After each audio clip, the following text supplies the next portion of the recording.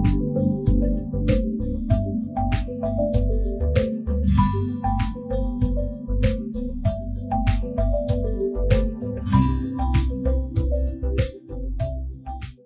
স্বাগত জানাচ্ছি প্রমিসেস জানতে চাইয়ে।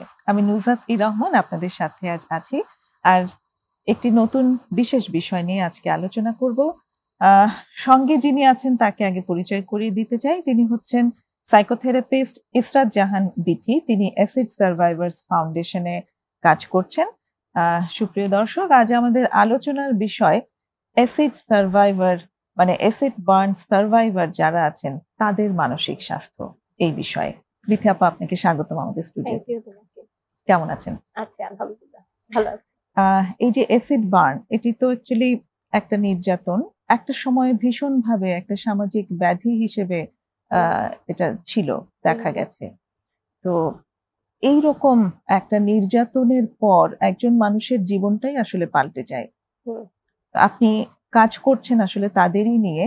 তো আজ আমরা আপনার কাছ থেকে জানবো এই যে মানুষগুলো তাদের যে অ্যাসিড বার্ন হওয়ার পরে তাদের যে জার্নি, সেই জার্নিটা আসলে কেমন হয়, কি কারণে এই সমস্যা মানে এই নির্যাতনগুলো কি কারণে হয় সেটি প্রথমে জানতে চাই, এবং তারপর এটি জানতে চাইবো যে এদেরকে আপনি কিভাবে পান এবং কেমন অবস্থায় পান। অ্যাসিড ভায়োলেন্স হচ্ছে জেন্ডার বেস অ্যাক্টিভিটির একটা সিভিয়ার ফর্ম। হ্যাঁ, জেন্ডার ভায়োলেন্স আর কি, যে সবকিছুতে কেমন জানি নারীদেরকে যেভাবে নির্যাতন করতে হবে, তো অ্যাসিড দিয়ে সেটার একটা বড় নির্যাতন হয় আর কি। তো অ্যাসিড বার্ন কেস যেটা হয়, যে যখন একটা ঘটনা তো ঘটে যায়, এটার পিছনে অনেকগুলো রিজন থাকে। তার মধ্যে একটা বড়, বাংলাদেশে অ্যাকচুয়ালি অ্যাসিডের ঘটনাটা শুরু হয় 90 দশকের দিকে। হ্যাঁ, তো সেই সময় থেকে যে রিজন গুলা ছিল, সময়ের কারণে কিন্তু এগুলো একটু পরিবর্তন হচ্ছে। হ্যাঁ, তো শুরুর দিকে যেগুলো ছিল সেটা ছিল যে যৌতুকের কারণে হতো, প্রেমে ব্যর্থর কারণে হতো, তারপর হচ্ছে যে জমি জমা যে বিষয়গুলো আছে, মনে করো যে কারো জমি, ল্যান্ড প্রপার্টিস নিয়ে ঝগড়া, তখন সেটাকে মানে প্রতিশোধ হিসেবে তখন হয়তো অ্যাসিড নিক্ষেপ করা হলো। তার পরবর্তীতে আরো কিছু কারণ যোগ হয়, যেমন অনেকে হয়তো মানে থাকতে চাচ্ছে না হাজবেন্ডের সাথে, কিন্তু তাকে তার সাথে থাকতেই হবে। হ্যাঁ, সেটাও একটা রিজন হয়ে যায়। আরো কিছু কারণ বের হয় যে হয়তো একজন মহিলাকে কেউ পছন্দ করে, উনি হয়তো রাজি হচ্ছেন না, কিন্তু ওনার সাথে কেউ হয়তো একজন কোথাও যাচ্ছে, তো যখন অ্যাসিডটা নিক্ষেপ করে তখন ওই সাথের মানুষটা তখন ভিকটিম হয়ে যায়। হ্যাঁ, তারপরে আরো কিছু ঘটনা, যেমন হয়তো মাকে মারতে গেল, মায়ের পাশে বাচ্চা ঘুমাচ্ছিল, মানে বাচ্চা তখন হ্যাঁ সে শিকার হয়ে গেল ওইটার। আচ্ছা, তো বেশিরভাগই আমাদের যেটা হচ্ছে কি, যে দরিদ্র জনগোষ্ঠীর মধ্যে ঘটনাটা হয়, যে গ্রামে, বিভিন্ন এলাকায়, বিভিন্ন অঞ্চলে। আমাদের তো বাংলাদেশে 68টা জেলার মধ্যেই কিন্তু এই ঘটনাগুলো আছে কম বেশি। এইটার পরবর্তীতে যেটা হয়, যে আমরা যেভাবে কাজ করে যাচ্ছি আর কি, সেটা হচ্ছে যে আমাদের টিম যখন একজনকে মানে বিভিন্ন পেপার বা আমাদের তো আমরা তো নিউজ সব থেকে জানতে পারি যে একজন সার্ভার অ্যাটাক হয়েছে, তো সেখান থেকে আমাদের টিম ওখানে যান, গিয়ে ওই পার্সনটাকে আমাদের অর্গানাইজেশনের কথা বলেন। এটা সে একটা মাল্টিডিসিপ্লিনারি ওয়েতে কাজটা হয়। যেমন আমাদের একজন ডক্টর আছেন, নার্স আছেন, আমি সাইকোথেরাপিস্ট আছি, ফিজিওথেরাপিস্ট আছেন, এবং আরো সোশ্যাল ওয়ার্কার, সবাই মিলে আসলে কাজটা করা হয়।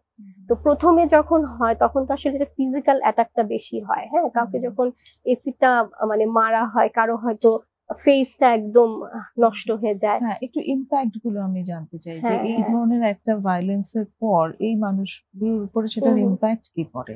ইমপ্যাক্ট তো সাংঘাতিক ভাবে, মানে যদি প্রথমে তো হচ্ছে বায়োলজিক্যাল ঘটনাটা যেটা হয়, যে ফিজিক্যালি অ্যাটাকটা যেটা হয়, যে তাকে মারা হলো, তার সমস্ত বডি একদম মানে ঝলসে যায়, এবং মানে তখন তার ট্রিটমেন্ট হিসেবে তো ইনিশিয়ালি ডক্টররা তাদেরকে যা যা করা দরকার, এবং অনেক ধরনের সার্জারি করতে হয়। যেমন আমাদের অফিসে একজন আছেন, ওনার প্রায় 28 সার্জারি হয়েছে। হ্যাঁ, এবং বিভিন্ন জায়গা থেকে স্কিন ড্রাফটিং করে করে তাকে বিভিন্ন জায়গায় মানে, এবং অনেকে থাকে এরকম যে অ্যাসিডের কারণে মানে এই যে মনে করেন এই অংশটা বুকের কাছে লেগে গেছে। হ্যাঁ, কিন্তু সার্জারি করে করে আস্তে এখন তাকে দেখলে আর মানে বোঝা যাবে না যে তার অবস্থাটা ওরকম ছিল। অনেকে যেমন চোখ এফেক্টেড, অনেকে চোখে দেখতে পায় না, আবার অনেকে আছে যে দেখতে পায়, ঝাপসা দেখতে পায়। তারপরে মুখটা একটু বিকৃতি হয়ে যাওয়া, যেমন ঠোঁটের অংশটা উপরে উঠে যাওয়া, কারো কারো হচ্ছে মানে নোজটা একদমই নাই। হ্যাঁ, কারো কারো তো বডির ভিতরের পার্ট গুলা তো আসলে ওইভাবে দেখা যায় না, কিন্তু বাইরে দিয়ে যেমন মুখ, হাত, এগুলো তো আসলে দেখা যায়, চোখ। যেমন একজন আমাদের কিছুদিন আগে একজন এসছেন, উনি একটা মাদ্রাসার শিক্ষক আর কি, ইমামতিও করেন, উনাকে মেরেছে পিঠে। হ্যাঁ, তো উনাকে কিন্তু দেখলে বোঝা যায় না যে উনি মানে সার্ভাইভার একটা কেস আর কি। তো উনি যেহেতু যে আমাদের দেশে যে জুব্বা পরে, ইমামরা যে জুব্বা পরেন বা টুপি পরেন, ওভাবে বোঝা যায় না। আবার অনেকে থাকে মাথায় মারলে পরবর্তীতে যখন চুল উঠে যায়, হ্যাঁ, তখনও কিন্তু বোঝা যায় না যে মাথার মধ্যে, কিন্তু বেশিটা বোঝা যায় যে চেহারাটার মধ্যে যখন আসে, গলা, কাঁধে, হাতে। হ্যাঁ, তো এই হচ্ছে বিষয়। তো এখানে হচ্ছে যে ফিজিক্যাল, সাইকোলজিক্যাল এবং মানে আমরা যে মডেলে কাজ করি এটাকে বলা হয় বায়োসাইকোসোশ্যাল মডেল। হ্যাঁ, যেমন ফিজিক্যাল, সাইকোলজিক্যাল এবং সোশ্যাল, তিনটা সাইড নিয়ে আমরা কাজ করি।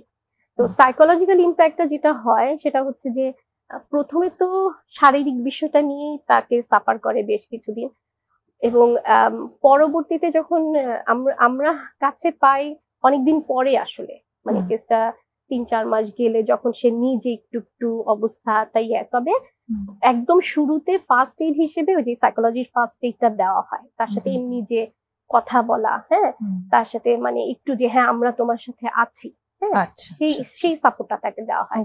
কিন্তু পরবর্তীতে যেই লং টাইম ইম্প্যাক্টটা পড়ে সেটা হচ্ছে অনেকের পোস্ট ট্রমাটিক স্ট্রেস ডিসঅর্ডারটা হয়, এটা সবচেয়ে বেশি হয়। হ্যাঁ, ডিপ্রেশনে ভুগতে থাকে। পোস্ট ট্রমাটিক স্ট্রেস ডিসঅর্ডারটা যদি একটু ছোট্ট করে বলেন। পোস্ট ট্রমাটিক স্ট্রেস ডিসঅর্ডার হচ্ছে যে এই যখন কোন একটা ঘটনা ঘটে, সে ওই স্ট্রেসে থাকতে থাকতে মানে তার ভিতরে একটা ট্রমা, মানে ওই ঘটনাটার প্রতি মানে সে খুব বেশি হয়ে যায়, কি বলে যে সে কোনো কিছু আর মানে সহ্যই করতে পারে না, তার ঘুমে কিছু সমস্যা হয়, মানে ঘুম আসে না, এবং সবসময় একটা মানসিক যন্ত্রণায় ভুগতে থাকে এবং একই জিনিস বারবার মনে করতে থাকে। এক ধরনের প্যানিক অ্যাটাক হয়, মানে যে আমি মনে হয় মানে আতঙ্কে থাকে, এই মনে হয় আবার ঘটনাটা ঘটলো। যেমন আমার আরেকজন পেশেন্ট, উনি অন্ধকার দেখলেই ভয় পেতেন। উনি কিন্তু মানে আল্লাহর মতে এখন অনেক ভালো, কিন্তু মানে ওই যে অন্ধকারে যখন মারা হয়েছিল সেজন্য অন্ধকার দেখলে এখন ওনার ভয় লাগে। হ্যাঁ, এবং অনেকে যেটা হলো ওই ভয় থেকে, স্লিপ ডিস্টারবেন্স থেকে, মানে স্লিপ ওয়াকিং, উনি আরেকজনের কথা বলছি আর কি। হ্যাঁ, ঘুমের মধ্যে হাঁটাহাঁটি করে, মানে ওনার ভয়টা এরকম যে ওনাকে আবার মারতে আসছে, এখন আমাকে এখান থেকে চলে যেতে হবে।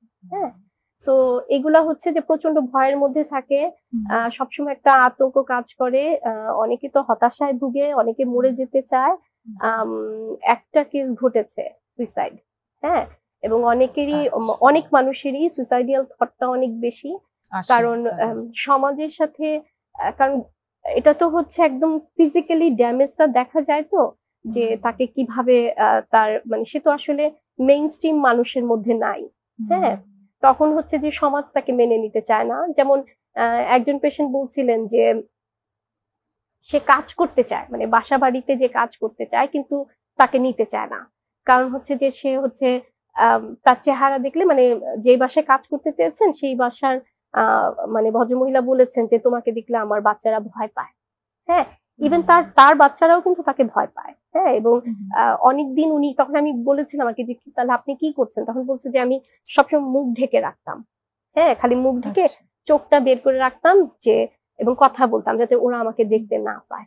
হ্যাঁ, তো এই যে জিনিসটা। এবং আরেকটা ঘটনা যেটা হচ্ছে যে কিছু কিছু ঘটনা, যেমন একজনের কথা বললাম যে পিঠে মেরেছে, দেখা যায় না। আবার কিছু কিছু ঘটনা, যেমন আমাদের আরেকটা কেস আছে, উনি ইসিতে কাজ করতো, ওই যে চা বাগানে কাজ করতেন, পরবর্তীতে উনাকে সেক্সুয়াল হ্যারাস করা হয়, রেপ করা হয়, এবং যেটা হচ্ছে যে ওখানে থেমে নাই, ওনাকে এসিড খাওয়ানো হয়। তো খাওয়ানোর পরে যেটা হলো যে ওনার ওই যে গলার ভিতরের নালিটা পুরা একদম ড্যামেজ হয়ে যায়, এবং পরে উনি স্টিল এখনো হচ্ছেন, উনি ব্লেন্ডার দিয়ে মানে একদমই লিকুইড করে উনি খান আর খাবার নরমালি খাবার উনি খেতে পারেন না। ভয়ানক। মানে এই বর্ণনাগুলো শোনাটাও ভীষণ ভয়ানক যে মানে আমরা সত্যি সত্যি ওনাদের অবস্থানটা কল্পনাও করতে পারবো না, তাদের ব্যথা আমরা শুধু চেষ্টা করতে পারি অনুভব করবার, কিন্তু সত্যিই আমরা পারবো না। আমার খুব আসলে খুব ডাউন ফিল হচ্ছে এটা শুনতে শুনতে। একটা বিরতিতে যাব আপু, বিরতি থেকে এসে আবার শুনবো যে সাইকোলজিস্ট হিসেবে আপনি তাদেরকে কিভাবে সাহায্য করেন। প্রিয় দর্শক, আমরা শুনছি খুব হেভি কিছু কথা, আমরা শুনছি এক্সপিরিয়েন্সেস, আমরা শুনছি, আরো শুনবো। একটা ছোট্ট বিরতি নিয়ে ফিরে আসছি।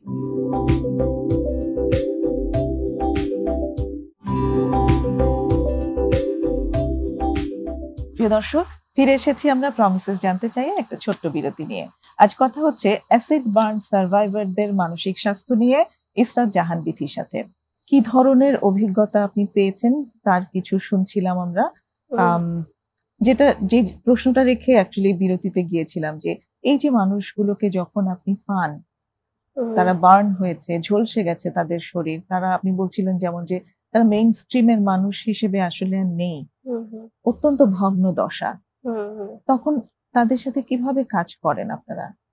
আচ্ছা, যেটা হচ্ছে যে সাইকোথেরাপি তো আসলে এখানে প্রথমে আমাদের যেটা থাকে ফার্স্ট এইড, যেটা আমরা বলি যে সাইকোলজিক্যাল ফার্স্ট এইড, যেটা হচ্ছে যে যখন ঘটনাটা ঘটে তখন একটা সাপোর্ট তাকে দেওয়া হয়। পরবর্তীতে সাইকোথেরাপির কেসগুলা তো হয় একটু পরে, হ্যাঁ, যে যাদের একটু ডেপথ লেভেলে হেল্পটা দরকার, হ্যাঁ, তখন আসলে কেসগুলো আমার কাছে আসে।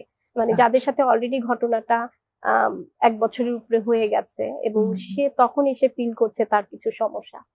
তো ওইখানে এসে যেভাবে কাজ করা হয় যে বেশিরভাগ ক্ষেত্রে ইমোশন ফোকাসই কাজ করা হয়, যে তার মানে তার অবস্থানটা কি, সে কোন কোন জায়গাটায় সে সমস্যা ফেস করছে এবং তার কোপ করতে গিয়ে তার মেইনটেনিং ফ্যাক্টর গুলা কিরকম কাজ করছে। যেমন এখানে বলা যায় যে অনেক সময় থাকে কি যে তাকে এসিড মেরেছে তাকেই হয়তো তার বিয়ে করতে হলো, হ্যাঁ, কারণ হচ্ছে কি আমাদের দেশে না মানে সমাজ থেকে যখন সালিশির ব্যবস্থাটা করা হয়, ধরেন ব্যাপারটা কি হয় যে ঘটনাটা যখন হলো তখন কিন্তু কেস করার একটা ব্যাপার চলে আসে, হ্যাঁ, এবং বা একটা সালিশি ঘটনা হয়, তখন সবাই মনে করে কি যে ও দিয়েছে, ওর সাথে বিয়ে দিলেই সমস্যাটার সমাধান, হ্যাঁ, এবং এই সমাধান করতে গিয়েও কিন্তু পরবর্তীতে ওই মেয়েটা কিন্তু ওই ফ্যামিলির সাথে যায় এবং ওখানেও কিন্তু অ্যাডজাস্ট করার সবার জন্য কিন্তু জিনিসটা খুব সুখকর আসলে হয় না। এটা কারোরই জন্য কি সুখকর? আমার নির্যাতকের সাথে আমাকে থাকতে হবে। এখানেও কিছু রিজন কাজ করে কি যে মেয়েটাও মনে করে হ্যাঁ আমার তো এখন আর আগের অবস্থান নাই, যে আমাকে এখন তাহলে কে বিয়ে করবে, হ্যাঁ, আবার যেটা হচ্ছে যে তাহলে এখানে মানে সমাজ থেকে যেহেতু এটাই বলছে এটাই মেনে নেই, আর যিনি ঘটনাটা করেছেন, হ্যাঁ, পারপিটেটর যাকে বলি, উনি কিছু টাকা হয়তো অ্যামাউন্ট ইয়ে করে, হ্যাঁ, আমাদের দেশে তো পলিটিক্যাল কিছু ব্যাপারও থাকে, হ্যাঁ, তো বেশিরভাগ হয় টাকা দিয়ে মীমাংসা করতে চায় এবং তখনই হচ্ছে যে করেছে তার সাথে যদি এরকম হয়, অনেক সময় তো হাজবেন্ড মারে, হ্যাঁ, যে এসিডটা হাজবেন্ড থ্রো করে, তখন হাজবেন্ডের সাথে যাতে ঝামেলাটা গুচে যায় সেজন্য আবার তার সাথে মিলমিশ করে দেওয়া হয়।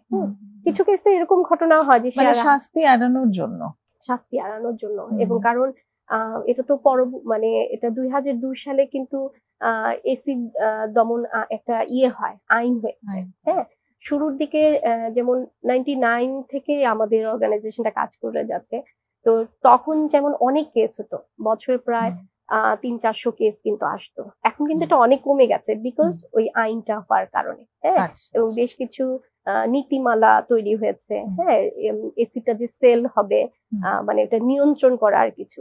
আবার এই ঘটনাগুলো কোথায় হয়, যেখানে লাইক নরসিংদীতে যদি হয়, নরসিংদীতে ওখানে বেশি কাপড়ের একটা আছে কিন্তু, মানে ওখানে আমরা জানি যে ব্লক বাটিকের কাজগুলা হয়, তো সেখানে কিন্তু ওরা স্পিরিট ইউজ করে, এসিড ইউজ করে। তো এসিড বের ঘটনাটা কিন্তু ওইসব এলাকাতে বেশি হয় যেখানে যে স্বর্ণের, হ্যাঁ, মানে স্বর্ণের চুড়ি বানাচ্ছে বা জুয়েলারি কোন আইটেম, ওখানে এসিডটা পাওয়া যায়, তো দেখা যায় তখন ওইসব এলাকার মধ্যে কিন্তু ঘটনাটা বেশি ঘটে। তো এই যে আইনটা প্রয়োগ হয়েছে এবং তারপর আপনি বলছেন যে এখন অ্যাসিড নিক্ষেপের ঘটনা বা অ্যাসিড ভায়োলেন্স যেটা সেটা অনেক কমে গেছে। এটা তাহলে রিফ্লেক্ট করছে যে সরকার যদি একটা কঠোর উদ্যোগ গ্রহণ করে এবং সেটা বাস্তবায়ন করে তাহলে সত্যি সত্যি সেখানে একটা ভালো ফল আসে। সরকারের তরফ থেকে তো আসলে তো অবশ্যই এই জিনিসটা হয়। আবার রিসেন্টলি কিন্তু পলিটিক্যাল সিচুয়েশন আবার নরমালে নাই, হ্যাঁ, এখন কিন্তু আবার একটু বেশি, হ্যাঁ, তো এটা কিন্তু আপ ডাউন করে যে দেশের অবস্থা সেই জায়গাটার উপরে। এখনো কিন্তু আবার আইন আছে, কিন্তু তারপর কিন্তু হচ্ছে প্রয়োগ। এখন এটার পিছনে এটাও রিজন থাকতে পারে, যারা মারছে তাদের একটা বড় গ্রুপ হয়তো এডিক্টেড হতে পারে, হ্যাঁ। আচ্ছা, এই জায়গাটা আমি খুবই কিউরিয়াস যে আসলে এই যে এই ভায়োলেন্সটার সঙ্গে যারা যুক্ত, আমি একটা মানুষের গায়ে অ্যাসিড ছুঁড়ে মারছি এবং চোখের সামনে আমি জানি যে সেই মানুষটা পুরো দগ্ধ হয়ে যাবে, আমি জেনে এই কাজটাতেই নিজেকে লিপ্ত করছি, এটা আসলে কি ধরনের মানুষরা এটা করতে পারে? এটা তো কি স্বাভাবিক মানসিকতার মানুষ? কোনো সুস্থতার আসলে কথা না। নরমালি যদি আমিও চিন্তা করি, সেটা হচ্ছে যে ওদের মধ্যে হিংস্র ব্যাপারটা এই লেভেলে থাকে, ওরা আসলে প্রতিশোধ নিতে হবে, হ্যাঁ, মানে ওরা আসলে ওইটা চিন্তা করে না, নাম্বার ওয়ান। নাম্বার টু, তাদের অ্যাওয়ারনেসটা আসলে নাই। তারা যেমন আমার একজনের সাথে কথা হয়েছিল, যিনি এই ঘটনার সাথে আর কি ইনভলভ, সেটা বেশ কিছু আগের আর কথা বলছি আর কি। তো সেখান থেকে আমি জানি যে উনি নিজে বুঝেননি যে এটা ইম্প্যাক্ট এরকম হবে। মানে একটা এসিড, মানে এসিডটা সামনে অ্যাভেলেবেল পাওয়াতে থ্রো করলেন, কিন্তু উনি আসলে জানেন না যে এটা মারলে পরে এটা কি হতে পারে। এবং অনেকে থাকে তো যে মানে অনেক বেশি অ্যাংরিনেসটা থেকেই তার মধ্যে এটা আসে, তাকে আমার পেতে হবে, সে আমার কথা শুনবে না কেন, হ্যাঁ, আমাকে যেমন যৌতুক চাইলো, যৌতুক দিবে না কেন, দেন হচ্ছে জমি জমা নিয়ে যে ঘটে। এবং এখানে আরেকটা ভয়ঙ্কর কি, অনেক সময় থাকে যে নিজেই নিজের লোককে মারে, হ্যাঁ, যেমন একটা ঘটনা আছে যে বাবা তার ছেলেকে মেরেছে, কিন্তু হ্যাঁ, কারণ হচ্ছে যে যদি বাবা দেখাতে পারে যে তার ছেলে ইয়ে হয়েছে, সেখানে ওই ওই জমির ইসেতে সে কেসে জিতে যাবে। মানে প্রমাণটা দেখায়। এটা কি হতে পারে যে এই মানুষগুলো আসলে কোনো মানসিক রোগে আক্রান্ত? মানসিক রোগী কিছুটা তো আমরা বলবো, সুস্থভাবে মানুষ তো এটা আসলে চিন্তা করতে পারে না, হ্যাঁ। আর ওই যে বললাম না যে আমাদের দেশে যেমন কিছু মানুষ আছে যে আমরা তো মানে এইভাবে এত ডেপলি চিন্তা করি না, আমরা জানি না। দেন হচ্ছে যে কেউ কেউ হয়তো একটু গাঁজা টাজার সাথেও ইনভলভ থাকতে পারেন ওনারা, ওগুলা তখন মানুষের আসলে মাথা তো অনেক কিছু কাজ করে না, হ্যাঁ, মানে নেশার সাথে যদি যারা জড়িত আছেন, হ্যাঁ। আর যারা থ্রো, মানে সবসময় তো আসলে থ্রোটা তো সরাসরি কেউ করে না, মানে ধরেন কাউকে না কাউকে দিয়ে করাচ্ছে, তো যেই মানুষগুলা করে সেই মানুষগুলা তো একটু মানসিকভাবে একটু মানে অসুস্থই আমাদের বলা যায়, হ্যাঁ। তারা তো সুস্থ স্বাভাবিক চিন্তা করে এই কাজটা আসলে করতে পারে না। তবে একটা বড় অংশ যেটা হচ্ছে তারা আসলে অ্যাওয়ার না যে এটা হলে কি হবে। আর আরেকটা হচ্ছে যে একেবারেই মেরে ফেলতে চায়, হ্যাঁ, এটাও তাদের এক ধরনের ক্রিমিনাল মেন্টালিটি, যে তাকে আমি একদমই জীবন থেকে শেষ করে দিব, হ্যাঁ। আচ্ছা, এখানে কোনো পারিবারিক মানে আবহটা কোনো ভূমিকা রাখে বলে মনে করেন? যে পরিবারের পারিবারিক যে পরিবেশ এই ধরনের মানসিকতা তৈরির পেছনে? আসলে ওভাবে তো সরাসরি পারপিটেটর নিয়ে কাজ করা হয়নি, দুই একটা কেসে একটু জানতে পেরেছিলাম দেখে বলতে পারছি, হ্যাঁ। পারিবারিক পরিবেশ কি, মানে আসলে এটা তো ছোটকাল থেকে বাবা মা একটা বাচ্চাকে যেভাবে গড়ে তুলবে, বাচ্চার মধ্যে তো ওভাবে জিনিসগুলা তৈরি হবে। এখন যদি বাচ্চাকে এতটা জেদ, মানে যে মানুষ সেটা করেছে তার ভিতরে যে এত তীব্র জেদ, এত মানে জিঘাংসা যেটাকে বলে, মানে প্রতিশোধের যে আকাঙ্ক্ষা, সেটা এত তীব্র হয়ে যেতে পারে। আমরা যে স্বাভাবিক সামাজিক যে মূল্যবোধ নিয়ে একটা মানুষ যদি বড় হতে পারে, তাহলে কি এমনটা হওয়া সম্ভব? না না, সেটা তো অবশ্যই না, এবং সেটা কারো আসলে করা উচিত না। কিন্তু আমাদের দেশের মানুষ কিন্তু একটু হোমজিকালো, মানে তারা কি করছে কেন করছে এত ডেপলি তারা কিন্তু ওভাবে চিন্তা করে না, হ্যাঁ।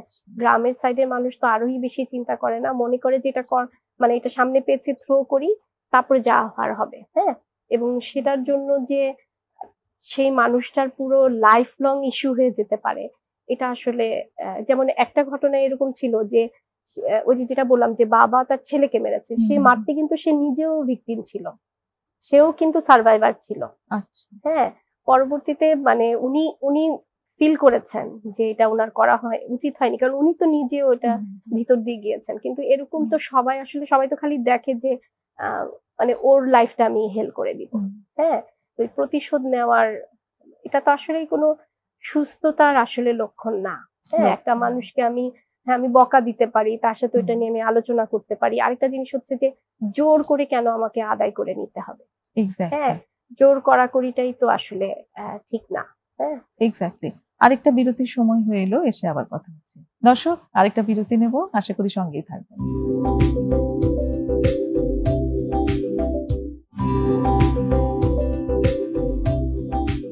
ছোট্ট বিরতি নিয়ে ফিরে এসেছি প্রমিসেস জানতে চাই।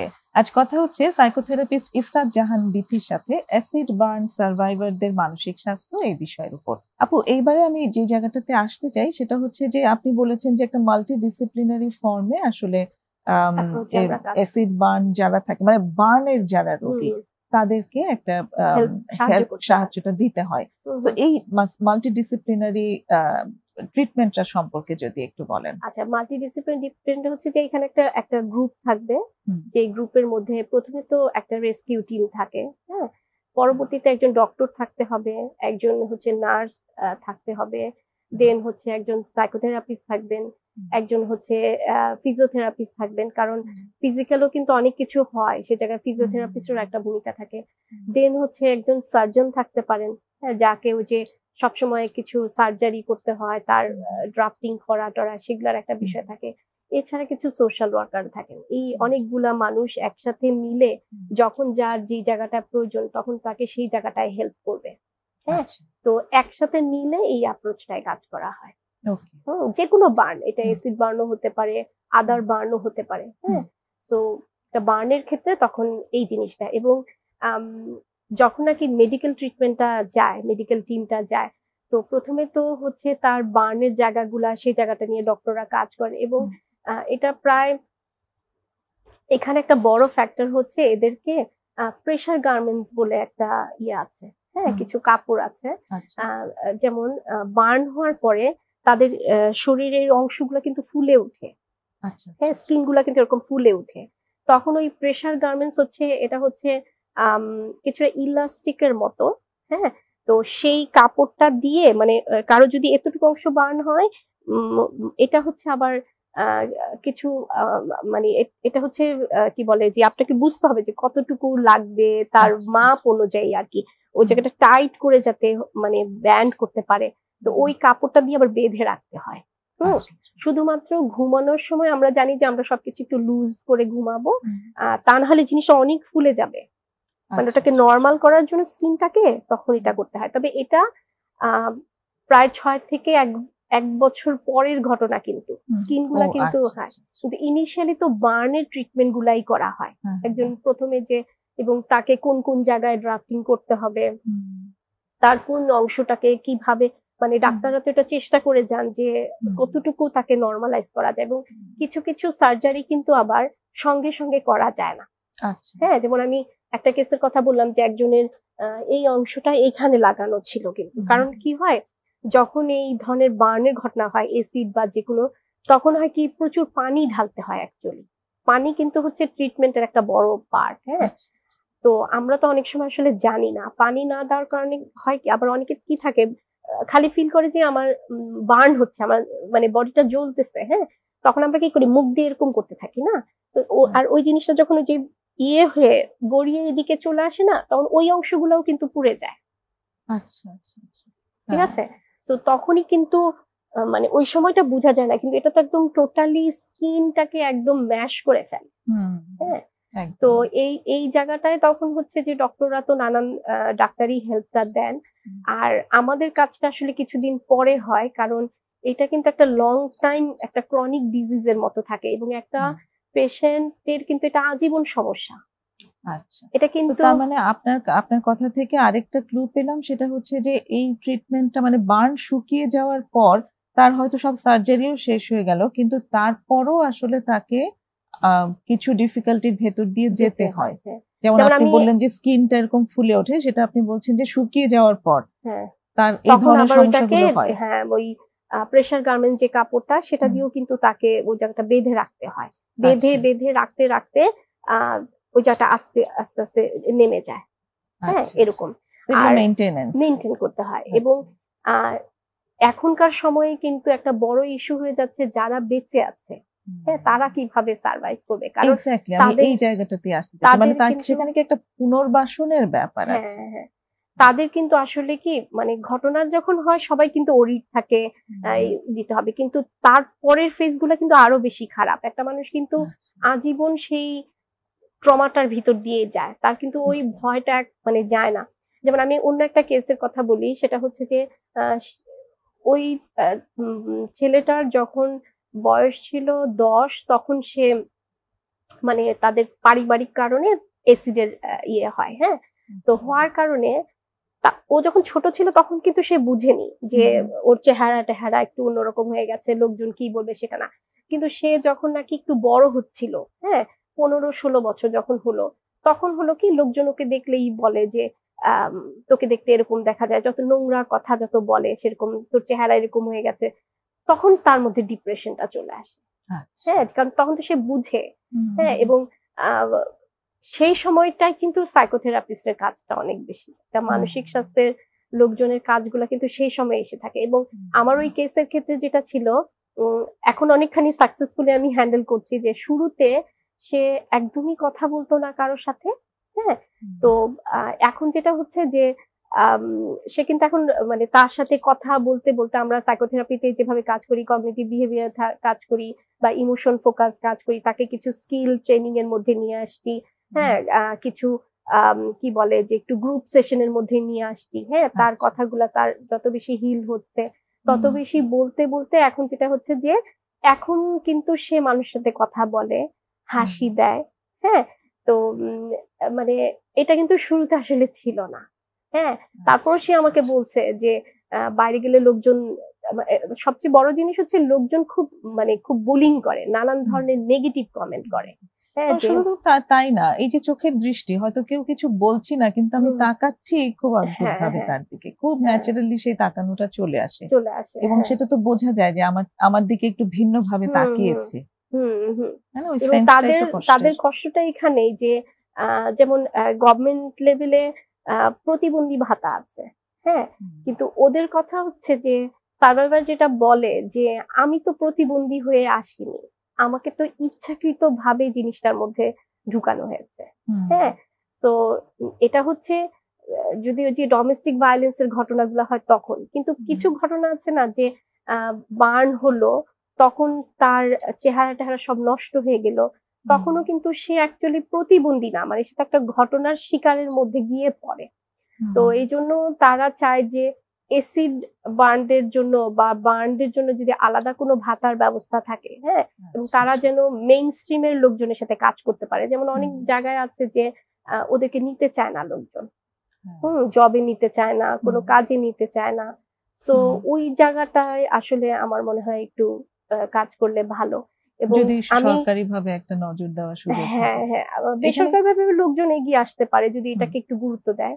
আমাদের সাইকোলজিক্যাল হেল্পটা আমার মনে হয় বেশি আসে যে ওই 1 বছর পর থেকে। হ্যাঁ, কারণ তখন তো সে একটা ডিপ্রেশনে চলে, সে তো তখন বোঝা শুরু করে যে অ্যাকচুয়ালি ফ্যাক্টটা কোথায় হচ্ছে।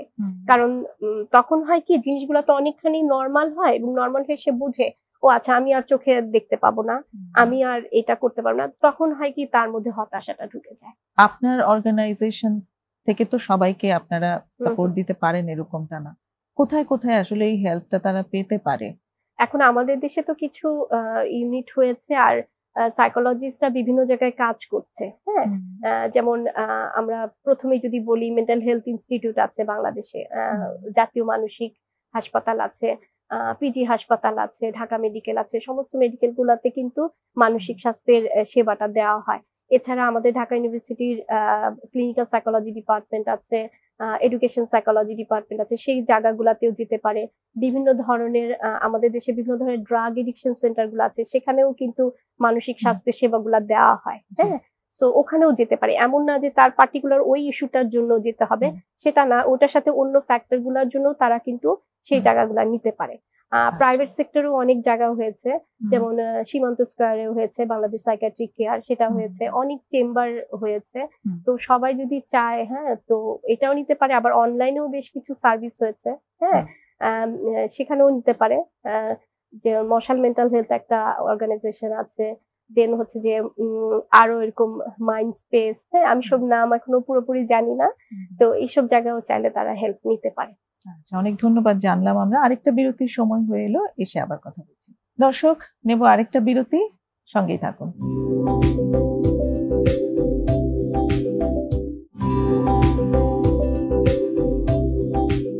আবারও ফিরে এসেছি বিরতি নিয়ে। কথা হচ্ছে অ্যাসিড বার্ন সার্ভাইভারদের মানসিক স্বাস্থ্য, এই বিষয়ের উপরে ইসরাত জাহান বিথির সাথে। অ্যাসিড বার্ন এবং অন্য যে কোনো বার্ন, সবারই আসলে মানে রেজাল্টটা একই, তারা একই বিষয়ের ভেতর দিয়ে যাচ্ছেন। কেউ তার গায়ে ছুঁড়ে মেরেছে, কেউ হয়তো মানে অন্য কোনো ভাবে বার্ন হয়েছেন, কিন্তু তাকে একই প্রসেসের ভেতর দিয়ে আসলে যেতে হচ্ছে। তো এই যে তারা যখন কিছুটা সুস্থ হয়ে ওঠে, তারপর তাদের মানসিক স্বাস্থ্যের সাহায্য, এটা একটা আপনি বললেন যে খুবই প্রয়োজনীয় একটা প্রসেস। আর কিভাবে তাদেরকে পুনর্বাসন করা যায়, এই পুনর্বাসনে কেউ কাজ করছে কিনা, কি ধরনের ব্যবস্থা অলরেডি আছে এবং কি নেওয়া যেতে পারে? আসলে যেটা হচ্ছে, আমাদের দেশে কিন্তু সবচেয়ে বড় জিনিস হচ্ছে গভর্নমেন্ট লেভেলের কিছু যদি থাকে পুনর্বাসনের, তাহলে সবচেয়ে বড় একটা জিনিস। ওভাবে বাংলাদেশে যে খুব পুনর্বাসনের জন্য অনেক কিছু আছে বিষয়টা তা না।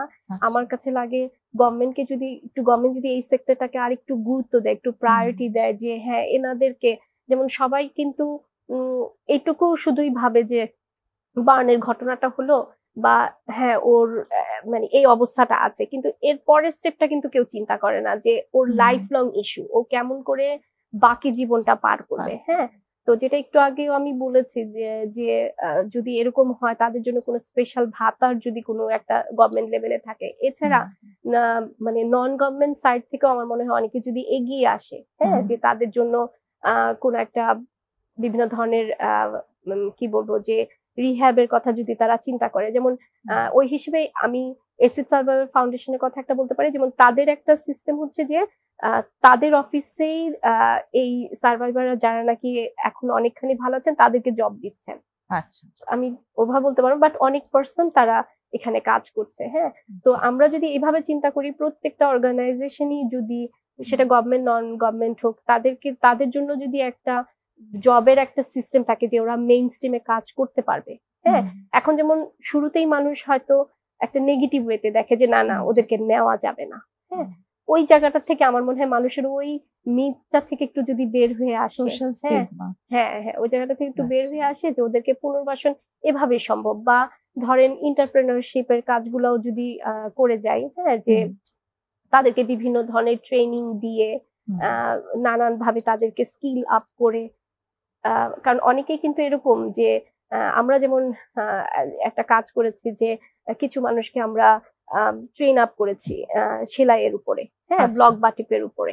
তো ওদেরকে তারপরে হচ্ছে যে আমাদের একটা ডোনেশন আসে, সেখান থেকে আমরা তাদেরকে কিছু সেলাই মেশিন দিই। হ্যাঁ, তো তারা আমাদেরকে কথা দিয়েছে, যদিও এটা ফলো আপ করতে হবে সামনে, যে তারা নিজেরা কিছু, কারণ আমরা এখন জানি যে আমাদের দেশে যে ফেস্টিভ গুলা হয়, তখন কিন্তু আমরা অনেক কাপড় চোপড় বানাই, তাই না? আমরা টেইলারের খরচটা অনেক দিই।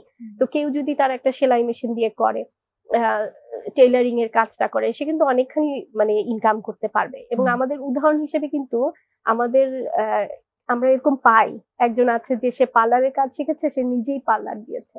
আচ্ছা, হ্যাঁ, সে কিন্তু বিউটিফিকেশনের কাজগুলো সে করে। আমাদের এক্সাম্পল হিসেবে আছে, আমি সেই মেয়েদের সাথে আমি কাজ করে আসছি। তারপর আরেকজন আছে টেইলারিং এর কাজ করে যাচ্ছে, হ্যাঁ, খুব ভালো। তো হয় না এরকম, যার যে মানে যেই দিকটায় পারে।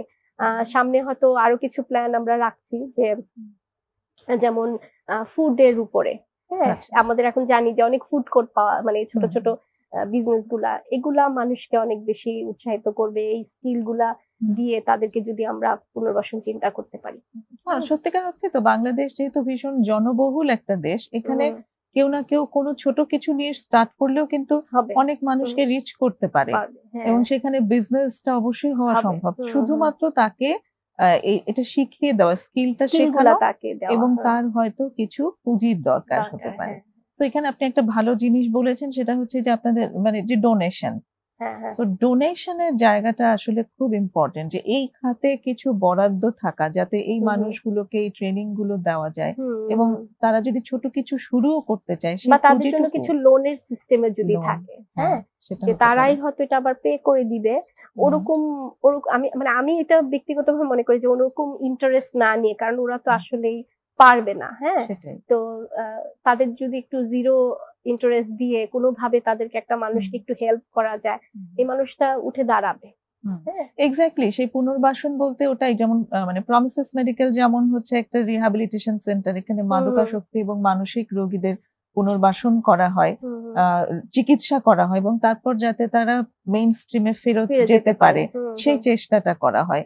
তেমনি অ্যাসিড বার্নদের ক্ষেত্রেও তো একই ব্যাপারই আসলে করতে হবে, রাইট, যে তারা যেন আবার সমাজে ফিরে গিয়ে প্রোডাক্টিভ হতে পারে, কাজ করতে পারে। হ্যাঁ, এবং অনেকেই তো আছে যারা আসলে হয়তো তাদের শুধু চামড়াটাই পুড়ে গেছে, কিন্তু সে শারীরিক ভাবে ঠিকঠাক সমর্থ আছে, করতে পারে, মানে আগে কাজ করতে পারে, মানে আসলে তো পুরোপুরি ওরা ঠিক থাকে না আজীবন, যেমন তাদের ওই যে কিছু তো মানে ড্যামেজ থাকেই, হ্যাঁ, কিন্তু তারপর তো সে করতে পারে। আর মানে আমাদের দেশে তো ওরকম না যে আপনার একটা মানুষের যখন কিছু থাকে না তাকেই করতে হবে, এখানে তো এক্সট্রা কোনো হেল্পের কিছু নাই, তো সে তখন। এবং সবচেয়ে ইন্টারেস্টিং বিষয়, আমি যেহেতু বাইরেও থাকি, মানে ওই হিসেবে আমি বললাম যে বাইরে তো গভর্নমেন্টের একটা ভাতা থাকে প্রত্যেকটা পার্সনের জন্য, বাংলাদেশে তো আর সেই জিনিসটা থাকে না।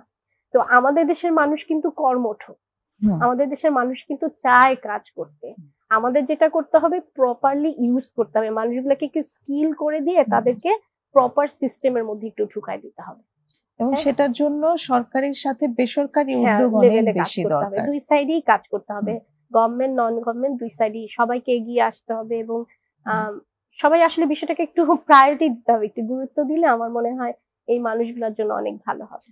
হ্যাঁ, সেটাই। আরেকটা বিষয় যেটা, যেমন ওই যে একটা কথা প্রচলিত আছে যে প্রথমে দর্শনধারী তারপর গুণ বিচারী, তো এখানে দর্শনের জায়গাটাতেই হচ্ছে সবাই একটা ধাক্কা খায়, এইখানটা থেকে বের হয়ে আসার, হ্যাঁ, সেখানে আসলে কি বলবেন আমাদের? না, সেখানে হচ্ছে যে আমাদের আসলে এটা না পরিবার থেকে শুরু করতে হবে, হ্যাঁ, যে একটা পরিবারেও কিন্তু আমাদের বাচ্চাদেরকে, আমরা যারা মারা আছি বাবারা আছি, আমাদেরও কিন্তু বাচ্চাদেরকে এই মেসেজ দিতে হবে যে একটা মানুষের লাইফে অনেক কিছু হতেই পারে, তার মানে ওই মানুষটাকে আমি একদম নেগেটিভ ওয়েতে দেখবো বিষয়টা তা না, হ্যাঁ, বরং মানুষটা কেমন, মানুষটা কতটুকু কাজ করতে পারে সেই জায়গাটাকে একটু ফোকাস করে তাকে আমরা একটু এগিয়ে নিতে পারি কিনা, তাকে আমরা হেল্প করতে পারি কিনা, হ্যাঁ, তো এটা আসলে ওই যে পরিবার থেকে শুরু করা লাগবে। পরিবার আরেকটা জিনিস, আসলে আমরা খুব শেষ পর্যায়ে এসে গেছি, কিন্তু এটা আরো আগে আমি তুলতে পারলে ভালো হতো।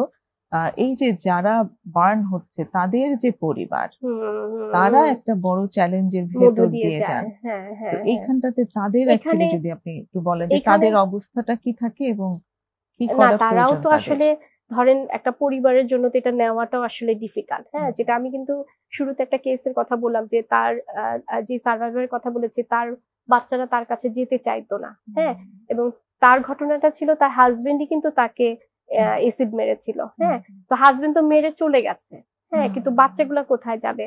তো মায়ের কাছে আসলে মার ওরকম চেহারা দেখলে সে ভয় পেয়ে যায়, হ্যাঁ, তো এখন কিছু জিনিস আছে যে আসলে চেহারাটা যদি একদম বিকৃত হয়ে যায় ভয় তো লাগবেই, এটাও স্বাভাবিক, এটা অস্বাভাবিক কিছু না। কিন্তু আমি যে আমার মানে পেশেন্টের কথা বললাম, সে কিন্তু যে বুদ্ধি করে তার মুখটাকে ঢেকে ওদেরকে সবসময় ডাকতো, কাছে যেত, অনেকদিন মানে নিজেকে ফোকাস করেনি, এবং সে তখন বলা শুরু করেছে যে আমার সাথে এরকম একটা ঘটনা হলো, তোমরা আমাকে দেখলে কিন্তু তোমাদের একটু অন্যরকম লাগবে, হ্যাঁ, প্রথম পরিবারকেও আসলে এগিয়ে আসতে হবে, তাদেরকে গ্রহণ করবার জন্য, এবং সেই গ্রহণযোগ্যতাটা যদি তারা তৈরি করতে পারে তাহলে এই মানুষগুলো সার্ভাইভ করা তাদের পক্ষে সম্ভব এবং সমাজে পুনর্বাসিত হওয়া সম্ভব। অনেক ধন্যবাদ বিথি আপা, আপনার মূল্যবান সময় এবং পরামর্শ দিয়ে আজকে আমাদেরকে অনুষ্ঠান আলোকিত করলেন, অনেক ধন্যবাদ। সুপ্রিয় দর্শক, আমরা আজকে অনুষ্ঠানের একদম শেষ পর্যায়ে চলে এসেছি। আশা করি এই আলোচনা আপনাদের ভালো লেগেছে। তো শেষ করব আজকের আয়োজন। আগামী অনুষ্ঠান দেখার আমন্ত্রণ রইল। ততক্ষণ পর্যন্ত ভালো থাকবেন। খোদা হাফেজ।